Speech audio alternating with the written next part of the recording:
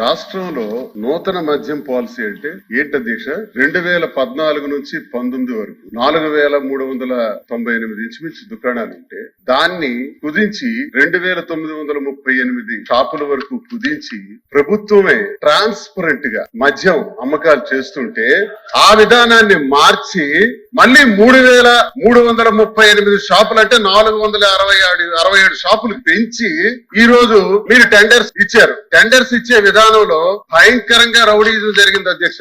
దువ్వాడ శ్రీనివాస్ గారికి మద్యం పాలసీ మీద ఇవాళ గుర్తొచ్చింది అధ్యక్ష. 2019-24 మధ్యలో అధ్యక్ష ఈ మద్యాన్ని వాళ్ళ సొంత జాగీర్ లాగా వాడుకున్నారు అధ్యక్ష. ఎందుకంటే ఇప్పుడు వారు చెప్తా ఉన్నారు మేము షాపులు తగ్గించాము మళ్ళీ పెంచారని. మేము ఎక్కడ పెంచలేదు అధ్యక్ష, వాళ్ళే పెంచారు. తగ్గించినాడు తగ్గించి 2934 తగ్గించి మళ్ళీ 3396 షాపులు పెంచింది వాళ్ళ కాదా అధ్యక్ష? ఇప్పుడు 3396 షాపులు మేము పిలిచాం అధ్యక్ష. యాక్చువల్ గా 10% మేము ఎవరైతే కళ్ళు గీత సోదరులు ఉంటారో వాళ్ళకి 10% షాపులు ఇవ్వడం తప్ప అధ్యక్ష?